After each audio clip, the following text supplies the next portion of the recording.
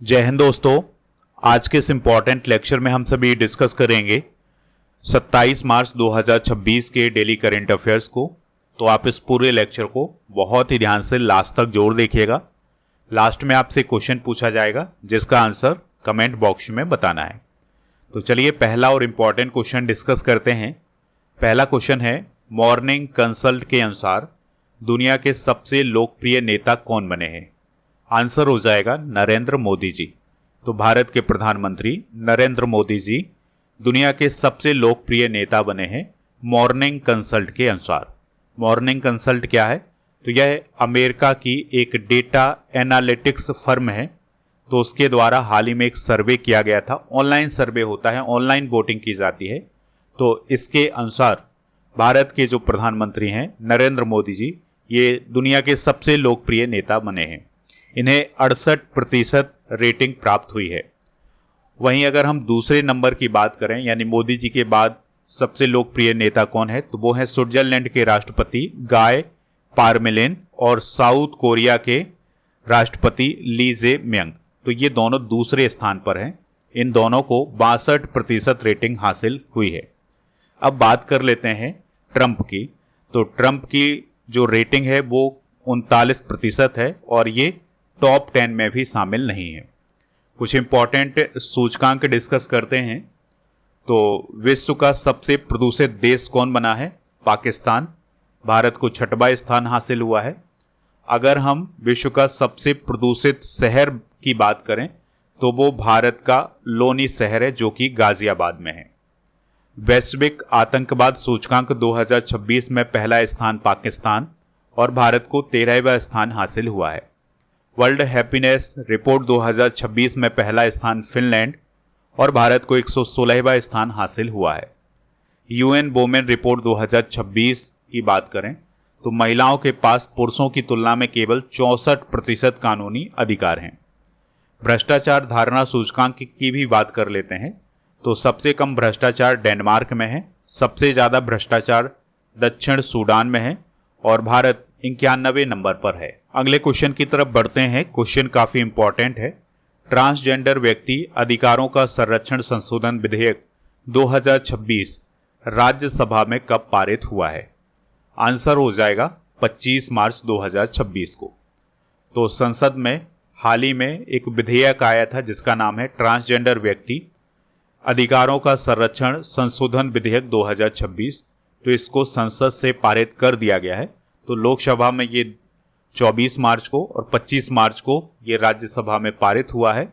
अब इस पर राष्ट्रपति जी के सिग्नेचर हो जाएंगे, इसके बाद ये कानून बन जाएगा। इस विधेयक के माध्यम से 2019 के अधिनियम में संशोधन किया गया है, यानी कि ट्रांसजेंडर व्यक्तियों के लिए 2019 में भी एक विधेयक आया था, तो उसी में संशोधन हाल ही में किया गया है। तो विधेयक का उद्देश्य ये है कि जो ट्रांसजेंडर की श्रेणी है उसको पुनर्परिभाषित करना, इसके अलावा और बहुत सारे बदलाव करना। तो चलिए बदलाव देखते हैं। तो सबसे बड़ा बदलाव यह हुआ है कि अब स्वनिर्धारित लैंगिक पहचान को परिभाषा से हटा दिया गया है।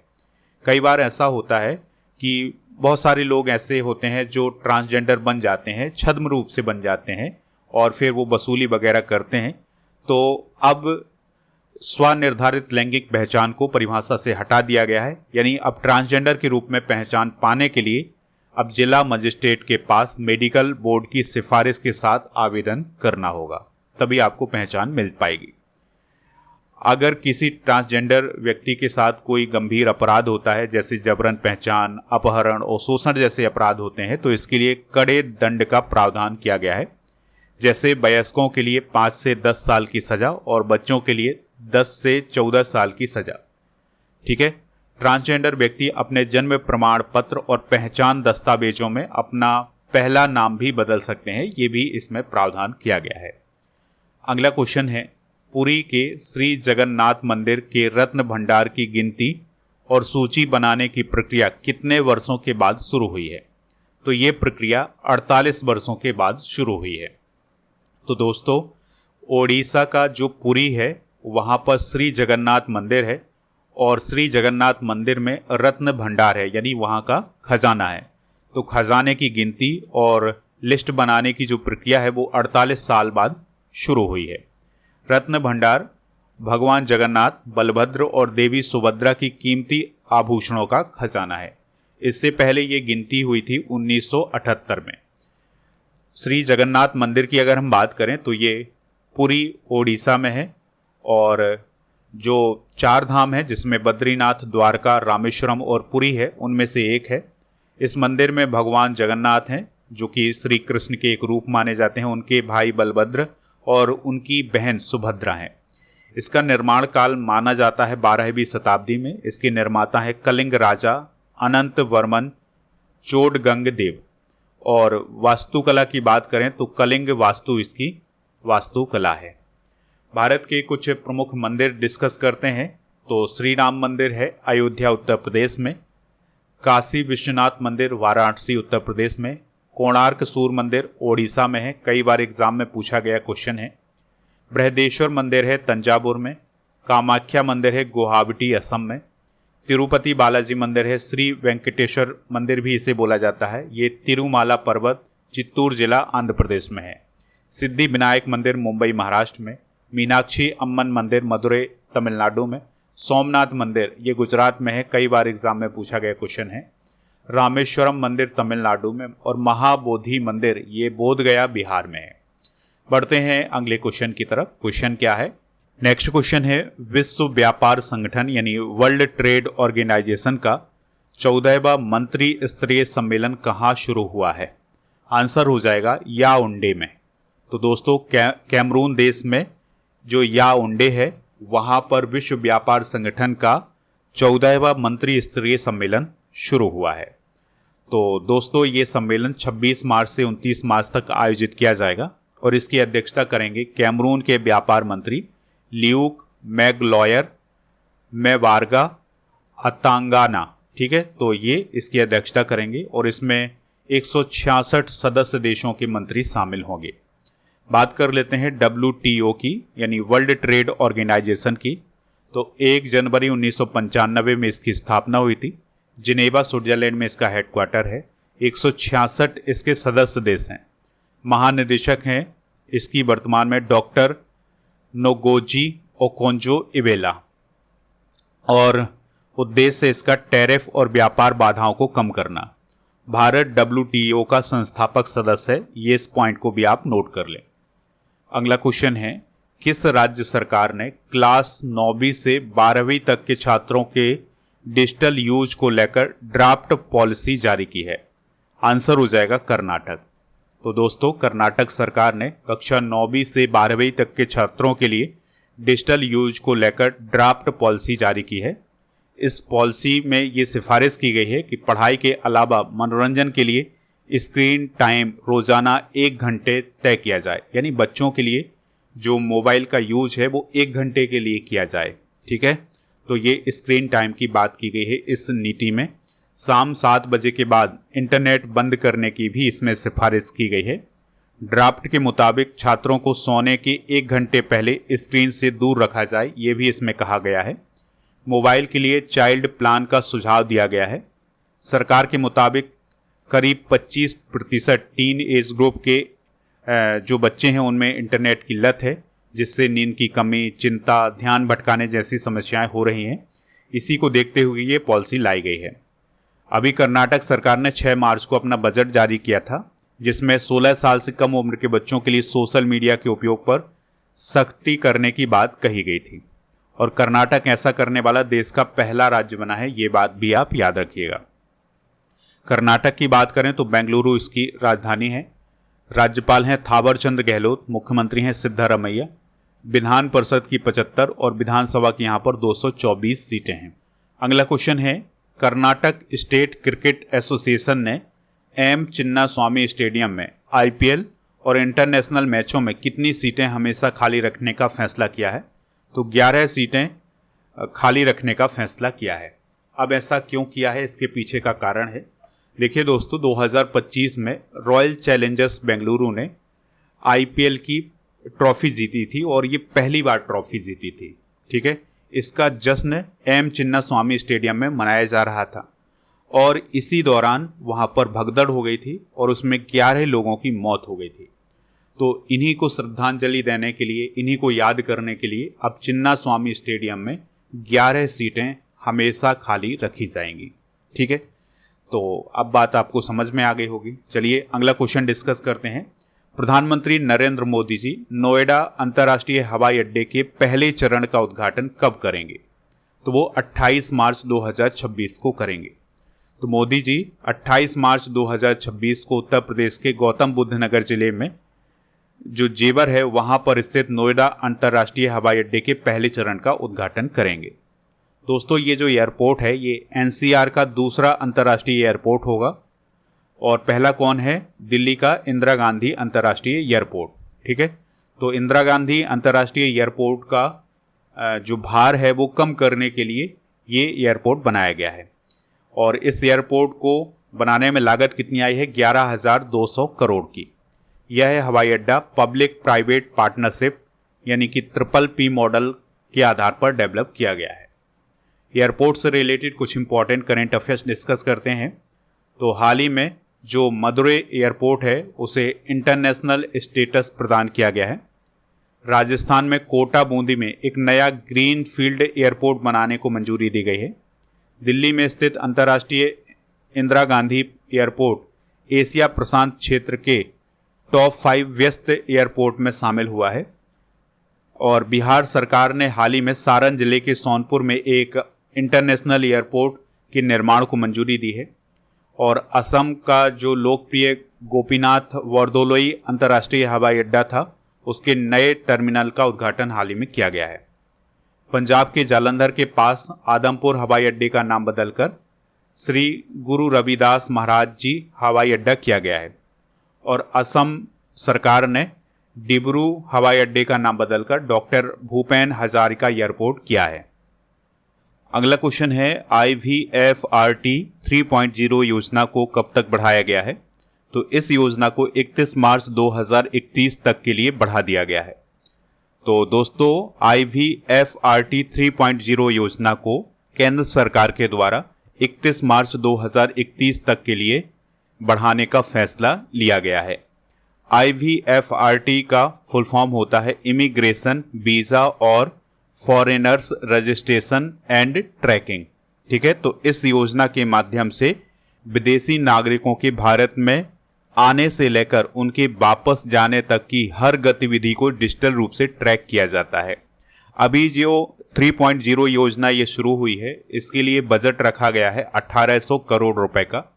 इसका उद्देश्य है बॉर्डर मैनेजमेंट मजबूत करना और विदेशी यात्रियों के लिए सेवाओं में सुधार करना है। ठीक है, अगला क्वेश्चन है क्लाइमेट चेंज के कारण किस प्रवासी तटीय पक्षी की संख्या में तेजी से गिरावट आ रही है?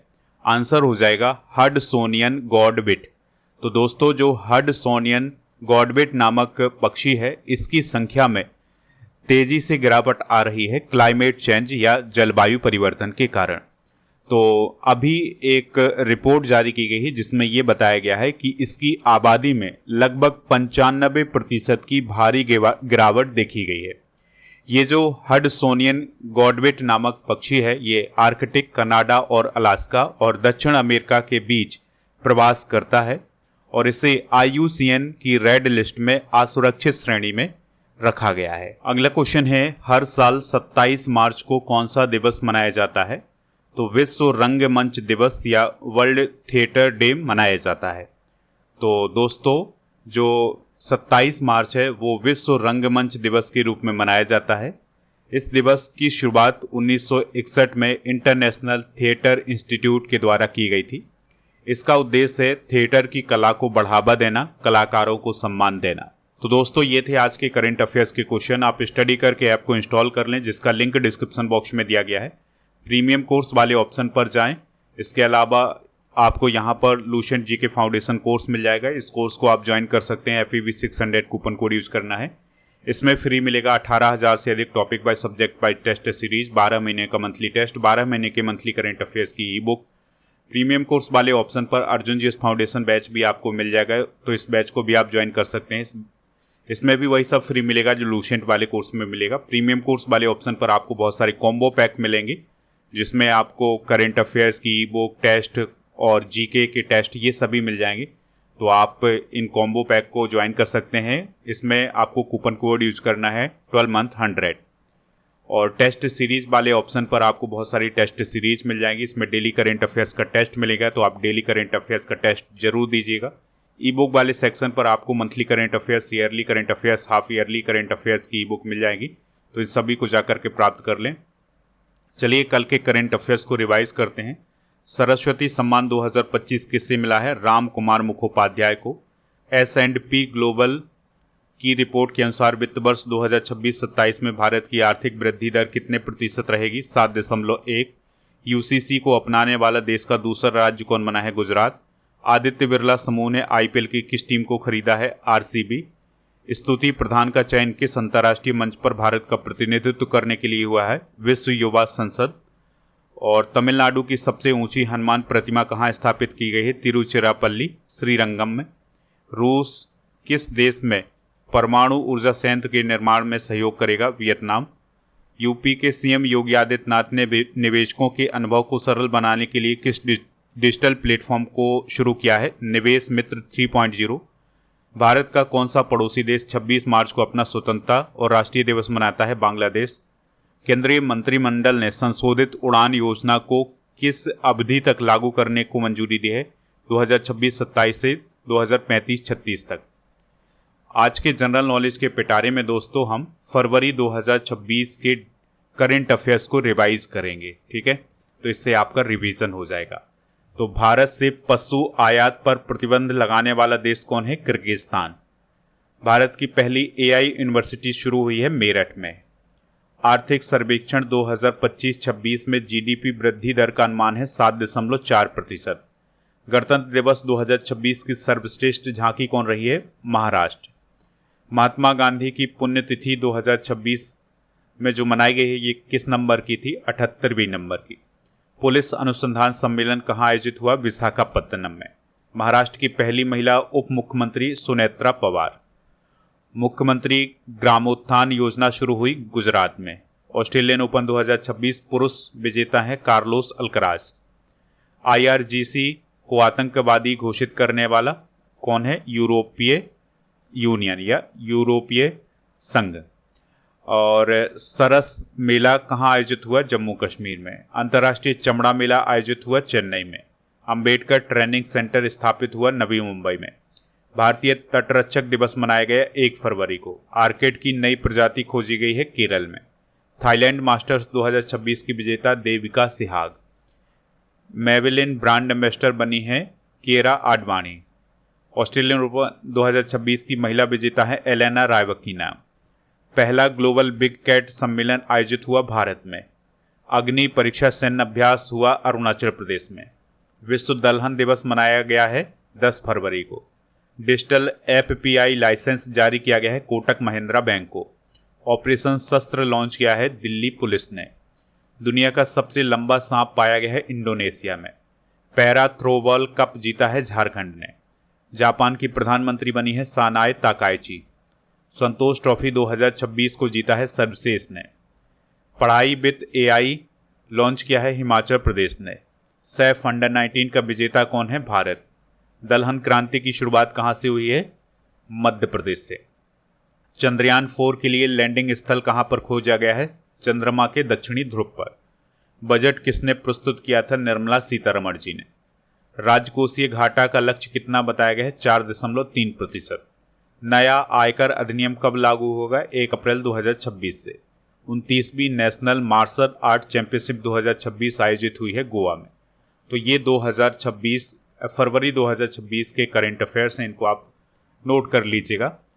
कल के करंट अफेयर्स में आपसे पूछा गया था कि वर्तमान में चीफ जस्टिस ऑफ इंडिया कौन है? तो जस्टिस सूर्यकांत हैं। आज आपके लिए क्वेश्चन है विश्व वन्य जीव दिवस कब मनाया जाता है? जो भी इसका राइट आंसर हो कमेंट बॉक्स में हमें ज़रूर बताएं।